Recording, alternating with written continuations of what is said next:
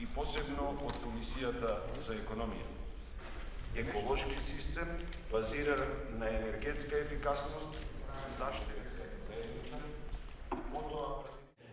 Thanks for this rich discussion. And as Mr. Schalzi said, it really shows more and more how much value is in this. Parliamentarians are sometimes not very operative, but they're very important as transmitters of the voice of people. Parliament comes out of Roman word parlare. It's about talking. It's important to hear the people. Discussion which we have today is an important one, important for the future. You know that climate changes are really going into a very wrong direction very fast. And up till now, we were discussing how to have more. All people have two basic instincts, to possess and to survive. Up till now, the history was more coming out of the basic instinct how to have more. We were talking about competition, about lowering costs, about efficiency, and so on, having more. But we were too fast in having more. Now we have to survive. And the whole global energy policy will follow new basic human instinct, how to survive. In this new global policy, there are chances, but these chances are only a combination of renewable energy sources and energy efficiency. There is plenty of energy outside from the sun, transformed into wind, water flowing down, and so on. But we have to efficiently use it. And there is another trend in the energy consumption, global trend, is electrification. Everything becomes electric. Cars will become electric, heating will become electric, functioning of electrical appliances is anyhow electric, and so on and so on. So in, let's say, 30, 40 years, 80–90% of all energy consumption will be electricity. There will be some heat from biomass, from wood, and there will still be some gas, but primarily everything will be electric. And there is not enough electricity for all the needs the humanity has. This is why we have to be at the same time energy efficient. And it is possible to do.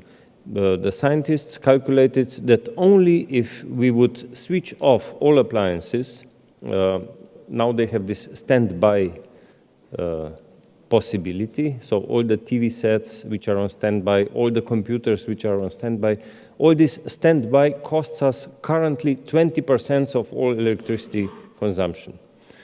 Only if we would, and the scientists will invent, I'm sure, better switching off automatically, only this will save, let's say, 20% of electricity consumption. But on the other side, we have another trend. There are more and more people. Africa has today 1.5 billion. It will have 3 billion in 20 years. Europe is getting older and has less inhabitants. But all the other continents are growing very fast. So our only possibility is first to get electric and second to get renewable. And thanks God, technology allows us this. Only policy measures have to be oriented in the same way. We have cheaper and cheaper production of electricity from solar panels, from wind turbines, and to have a proper balancing, we will more and more use batteries and transformation of electricity into hydrogen, synthetic gases, and back into electricity during the night or whenever it will be needed. So this will be completely new design of all electricity systems. Also, electricity systems will be much more decentralized. Thousands and thousands of people will produce electricity on their roofs, on their gardens, in backyards, and all this electricity will, so the whole system of, now we have transmission system operator, very centralized, balancing services, very centralized on the national level. All this will become more local in the future. And of course, we as politicians or policy makers have to adapt the measures to this new reality. Because this new reality needs some support, but also it needs adaptation. Life goes on its own way. It doesn't go on its own way only in European Union, which is most progressive in these new attempts and in technology development, apart from few other areas around the world where they are also very progressive. California, some other parts of United States, China as well, very fast. Also in energy community contracting parties, it happens. Albania had the first auction. Not all EU member states had the first auction yet. Moldova and Macedonia are preparing, former Yugoslav Republic of Macedonia, are preparing an auction as well, very soon. Montenegro auctioned state-owned land without subsidy for renewables. So it's happening. And I'm sure that it will happen very fast in next years, despite we still have all these dinosaurs, huge coal power plants and so on.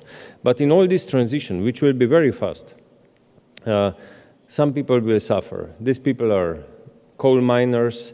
These are people who are employed in the coal electricity production related industry.